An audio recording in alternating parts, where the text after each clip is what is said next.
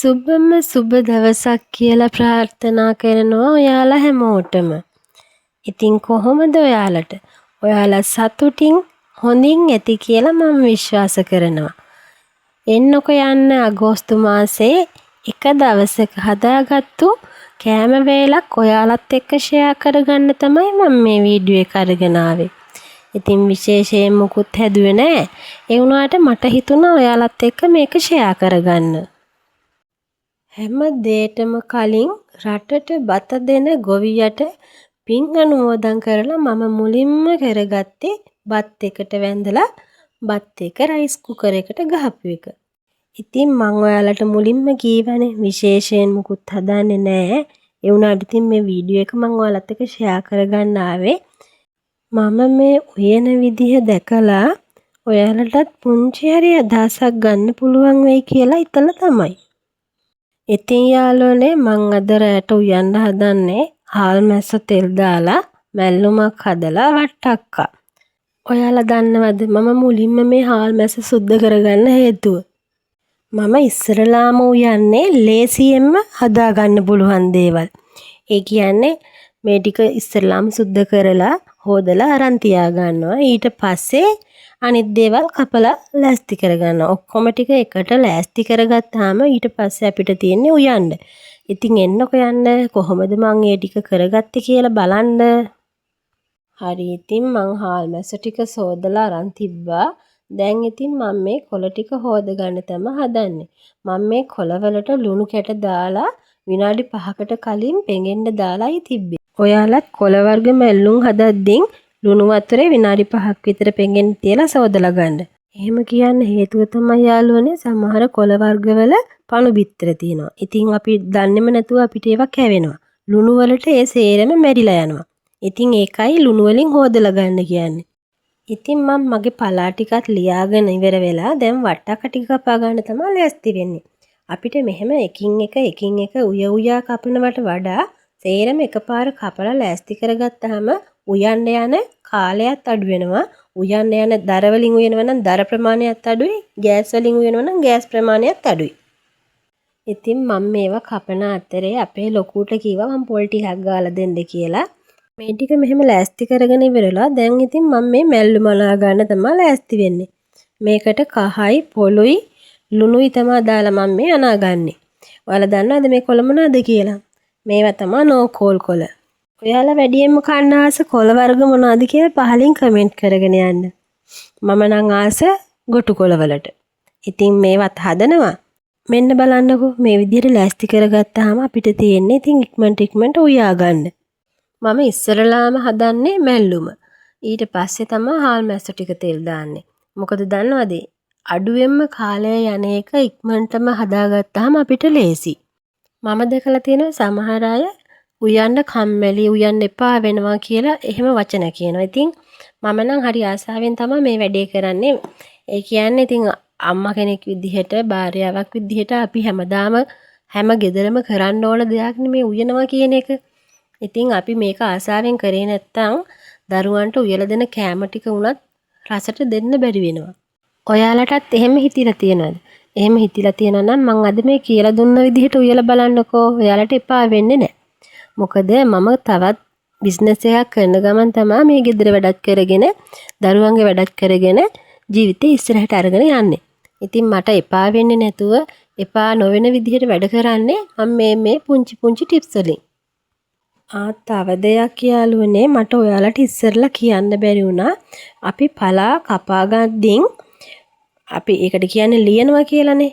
ඉතින් එහෙම කරනකොට පුංචියට නැතුව ටිකක් ලොකුවට කෑලි හිටින විදිහට ලියා ගන්න. මොකද එහෙම වුණාම පලාවල තියෙන ගුණේ නැති වෙනවලු. පලා වර්ග මලවද්දිනොත් කොළ පාට ගතිය යනකම්ම මලවන්නේ නැතුව ඒක කොළ පාට ගතියට තියද්දින්ම බිමට බාගන්න. ඉතින් දැන් ඒක මං කරලා ඉවර වෙලා දැන් මේ හදන්නේ හාල් මැස්ස ටික තෙල් දාගන්න. ඉතින් බලන්න කොච්චර ලේසිද කියලා. දැන් මම මේ හාල් මැස්ස ටික තෙල් දාද්දින් එහා පැත්තේ ලිපේ මෙන්න මේ විදිහට මගේ වට්ටක්කයක ඉදෙනවා. මම ඉතින් දැන් බාගෙට බාගයක්ම උයලා ඉවරයි. දැන් හාල් මැස්ස ටික තෙල් දාගන්න ඇතිලිය රත් වෙන්න තියලා ඒකට තෙල් චුට්ටක් දාලා පැහෙන්න තියාගන්න තමයි මම මේ ලෑස්ති වෙන්නේ. ඉතින් යාළුවනේ ජීවිතය කියන්නේ හැමදාම එකම වගේ එකම විදිහට තියෙන දෙයක් නෙමෙයි. සමහර දවස්වල අපිට හැමදේම පිරීලා ඉතිරිලා තියෙනවා. තවත් සමහර දවස්වල මොකවත්ම නැති වෙන්නත් පුළුවන්. එහෙමයි කියලා ඉතින් දරුවන්ව බඩගින්න තියන්න බෑනේ. අඩුම කළමනාකරණයෙන් වැඩිම ආදරයක් එකතු කරන එක තමයි අම්මා කෙනෙක්ගේ තියෙන ලොකුම හැකියාව. ලොකු කඩවල තියෙන මිල අධික කෑම ಜಾති නැති වුණාට මොකද අත ළඟ තියෙන සරලම දෙයකින් උනත් ආදරයෙන් සහ පිරිසිදුව කෑම වේලක් හදලා දෙන්න පුළුවන් නම් ඒක තරම් රසවත් තවත් කෑම වේලක් නෑ කියලයි මම හිතන්නේ. ඉතින් මගේ ආදරණීය යාළුවනේ ඔයාලා හිතනවා නම් අපිට මේ තියෙන දේවල් මදි, අපි මෙහෙම ජීවත් වෙලා හරියන්නේ නෑ, අපි මේ කන්නේ කොහොමද කියා පසුතැවෙනවා නම් ඒක නෙමෙයි ආදරේ. දුප්පත්කම කියන්නේ කෑම පිඟානට නෙවෙයි. ආදරේ අඩු වෙන තැනට. ආදරේ පිරීලා තියෙනවා නම් ඒ වගේම තමයි මම්මුලා නොවේ ඕනෑම අමාරු කාලයක් අපිට hina වෙලා පහු කරන්න පුළුවන් නම් ඒක තමයි ආදරේ කියන්නේ. ඉතින් මගේ රත්තරන් යාළුවනේ ඔයාලා තාම මගේ වීඩියෝ බලන්නේ මාව subscribe කරන්නේ නැතුව නම් මාව subscribe කරලා ළඟම තියෙන bell icon එකත් click කරලා all දාලා තියාගන්න. මොකද මම වීඩියෝ එකක් දාපුවාම ඔයාලට notification එකක් එනවා. එතකොට ඉතින් ඉක්මනටම මගේ වීඩියෝ එක බලලා ඔයාලට රස විඳින්න පුළුවන්. ඒ වගේම තමයි යාළුවනේ මගේ මේ වීඩියෝ එක අවසන් වෙනකම් බලලා මොනවා හරි අඩුපාඩුවක් තියෙනවා නම් පහලින් කමෙන්ට් කරගෙන යන්න. තව දෙයක් ඔයාලා උයද්දින් භාවිතා කරන ටිප්ස් මොනවද කියලා පහලින් කමෙන්ට් කරගෙන යන්නත් අමතක කරන්න එපා.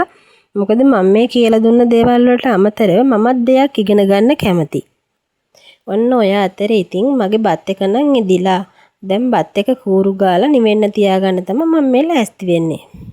ඔයාලා මගේ වීඩියෝ එකෙන් මොනවාම හරි දෙයක් ඉගෙන ගත්තා නම් නොදන්න කෙනෙකුට දැනගන්න මේ වීඩියෝ එක ෂෙයා කරන්නත් අමතක කරන්න එපා. හරි යාළුවනේ දැන් ඉතින් මට තියෙන්නේ වට්ටක්ක ටික උයලා කුස්සිය අස්පස් කරගන්න විතරයි. එතකොට මං උයලා ඉවරයි. දැන් මගේ මේ වට්ටක්ක ටික බාගෙට තැම්බිලායි තියෙන්නේ. තව ටිකක් හොඳට තැම්බෙනකම් මේක මෙන්න මේ විදිහට තියලා තියන්න ඕන. ඔයාලා වට්ටක්ක උයද්දින් පියනකින් වහනවද තැම්බෙන්න කියලා? මම නම් එහෙම වහන්නේ නැහැ. මොකද වතුර උනනවනේ වට්ටක්ක වලට. ඒ නිසා පියනකින් වහන්නේ නැහැ. ඔන්න ඉතින් මම දැන් මේ ලෑස්ති වෙන්නේ වට්ටක්ක එකට පොල් ටික අඹර ගන්න. මම අද උයන්නේ බටාන වට්ටක්ක. බටාන වට්ටක්ක ටිකක් පැණි රස නිසා ගම්මිරිස් ටිකක් දාලා සුදු ලුණු දාලා කැකුළු හාල් චුට්ටකුත් දානවා මම. එහෙම දාලා එකට මේක අමර ගන්නවා. අමර ගත්තාම මෙන්න මේ විදිහට තමයි පේස්ට් එක එන්නේ. ඉතින් මේකටම දැන් පොල් කිරි ටික මම මිරිකලා ලෑස්ති කර ගන්නවා. ඔයාලා දන්නවද යාළුවනේ වට්ටක්ක කියන්නේ රස විතරක් නෙමෙයි. වට්ටක්ක කියන්නේ ගුණ පිරි ඖෂධීය කෑමක්. අපේ ගෙදර නම් සතියකට වතාවක් අනිවාර්යෙන් වට්ටක්ක කෑල්ලක් ගෙනල්ලා කනවා. ඉතින් ඒක බාල මහලු කියලා නෑ ඕනම කෙනෙකුට ගුණ දෙන ආහාරයක්. විශේෂයෙන්ම ඇස්පෙනීමට, ශක්තිය වැඩි කිරීමට, දිරවීම පහසු කිරීමට, කැලරි ප්‍රමාණය අඩු කිරීමට ඒ හැම දෙයකටම වට්ටක්ක කියන ආහාරය ඉතාමත් ගුණදායකයි. ඉතින් ඒ නිසා අනිවාර්යයෙන්ම සතියට වතාවක් ආහාරයට ගන්න සුදුසු ආහාරයක් කියලා තමයි මම නම් හිතන්නේ.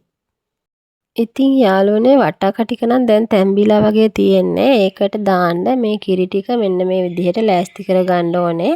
මම අර අඹර ගත්ත ඒ පේස්ට් එක තමයි කිරි ටික මිරික ගන්නෙ. ඔයාලත් කිරි මිරිකද්දී වතුර ගොඩ දාන්නේ නැතුව ටික ටික වතුර දාලා ඉවර වෙලා පොල් ටික මිරික ගන්න. මොකද අපිට වට්ටක්ක වලට ගොඩ කිරි දාන්නේ නැහැ. සාමාන්‍ය ගානට තමයි දාන්නේ. ඉතින් මම ඔයාලට කලින් කීවා නේද මේකට කැකුළු හාල් චුට්ටක් අඹරලා ගන්න. එතකොට ගොඩක් රසයි කියලා. ඉතින් ඒ මොකද දන්නවද මම අද මේ හදන්නේ වට්ටක්ක කළු පොල් මාළුව. වට්ටක්ක කළු පොල් මාළුව කියන්නේ පොල්, හාල්, ගම්මිරිස්, සුදු ලුණු ඒ ඔක්කොම එකට පේස්ට් එකක් විදිහට අඹරලා ඒකට කිරි දාලා උයා ගන්න එකට. ඉතින් යාළුවනේ ඔන්න දැන් මගේ වට්ටක්ක එක නම් තැම්බිලා මම දැන් මේකට කිරි ටික දාලා පස්සව ගන්නවා. ලිපේ ගින්දර ටික අඩුවෙන් තියලා තමයි මේ කිරි ටික පස්සව ගන්න ඕන. නැත්තම් කැටි ගහනවා. බලන්නකෝ රස පාටයි නේද? අර හාල් දාපු හින්දා වට්ටක්ක එක උකුයි.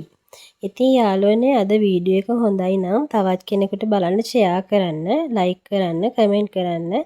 ඒ වගේම මං කියලා දුන්න දේවල් හොඳයිද කියලාත් පහලින් කමෙන්ට් කරගෙන යන්න.